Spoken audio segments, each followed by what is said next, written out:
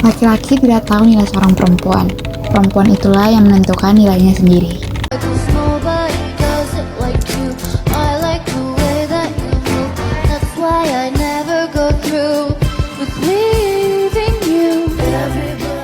Hai teman-teman semuanya, apa kabar? Aku harap kabar kalian semuanya baik. Perkenalkan, aku Agnes.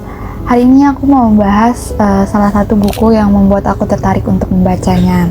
Karena buku ini bercerita tentang feminis.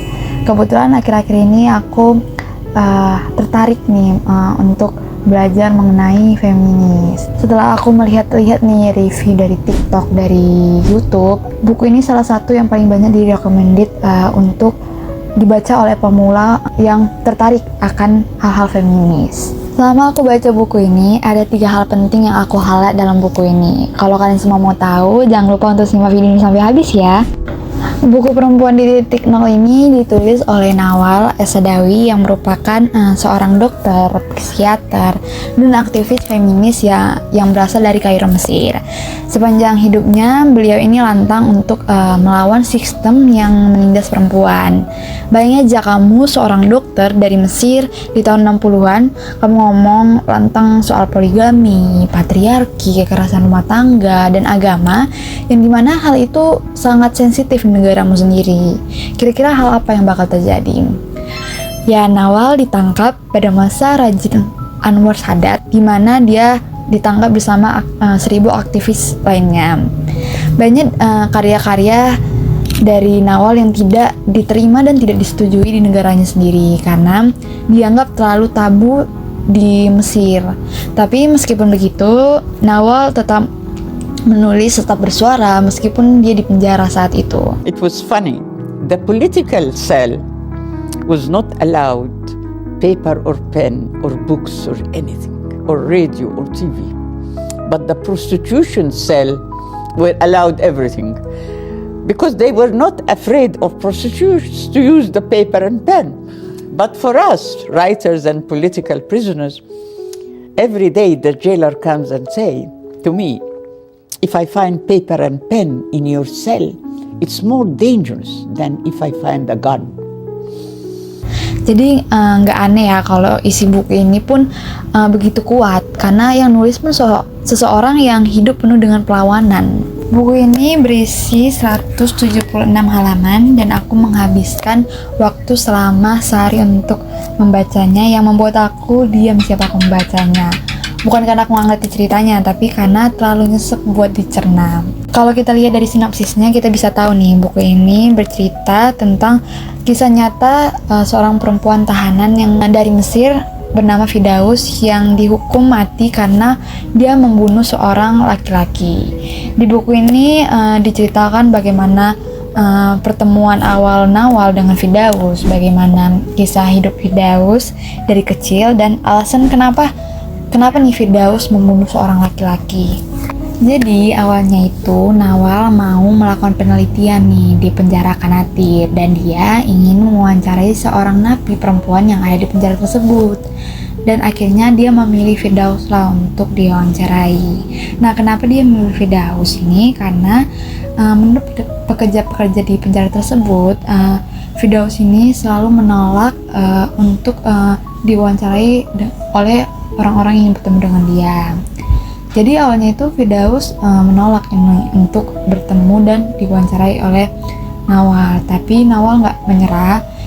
Dia tetap berusaha supaya dia bisa bertemu dan mewawancarai Firdaus dengan dia tiap hari datang ke penjara supaya Firdaus mau nih dibujuk untuk diwawancarai, dan itu membuahkan hasil yang cukup baik karena Firdaus akhirnya mau untuk bertemu dan menceritakan kisah hidupnya kepada Nawal.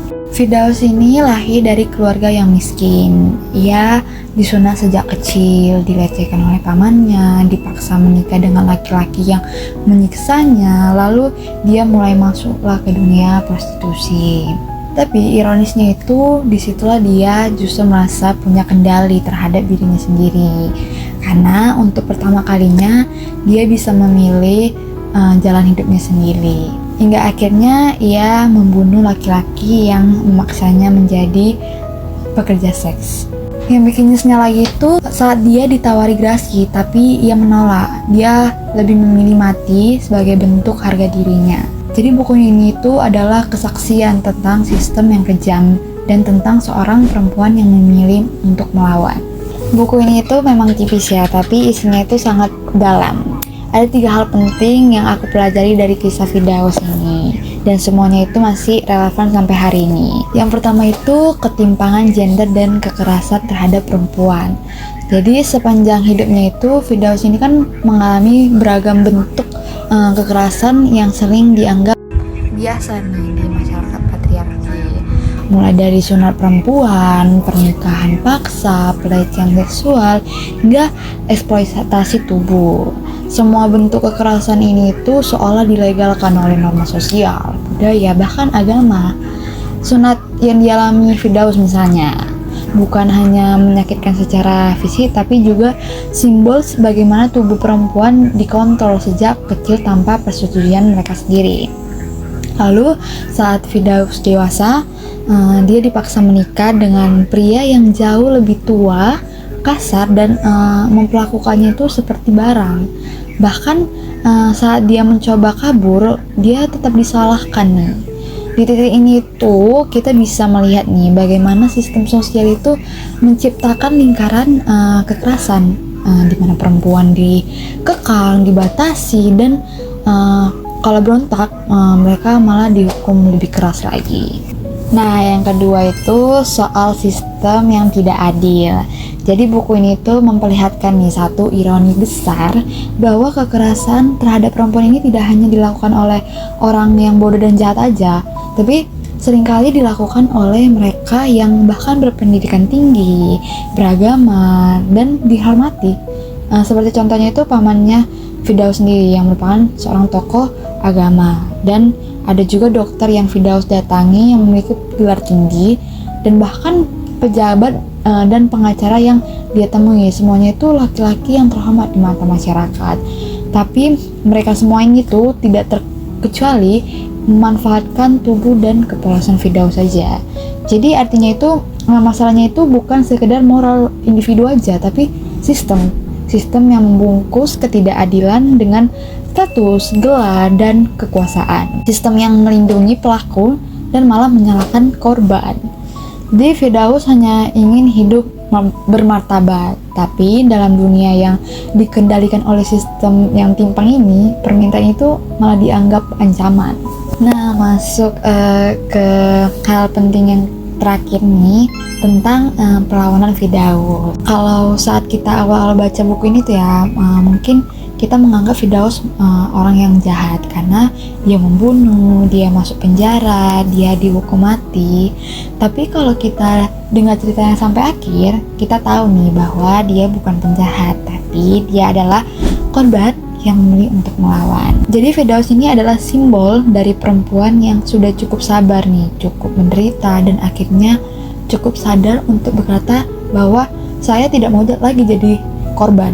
Perlawanan Firdaus ini bukan sekedar melawan laki-laki, tapi melawan sistem yang menganggap perempuan itu harus tunduk lah, harus diam, harus menerima. Dan perlawanan paling besarnya lagi itu adalah ya ketika saat Presiden Mesir sendiri menawarkan pengampunan, tapi Firdaus menolak karena dia memilih mati bukan karena putus asa, tapi karena itu satu-satunya cara dia bisa untuk mempertahankan martabatnya. Firdaus bukan hanya karakter, dia adalah cermin, dan lewat dirinya kita diingatkan bahwa diam adalah kematian dan keberanian adalah bentuk kehidupan yang paling jujur. Nah, itu dia tadi 3 hal penting yang aku pelajari dari buku Perempuan di Titik Nol ini.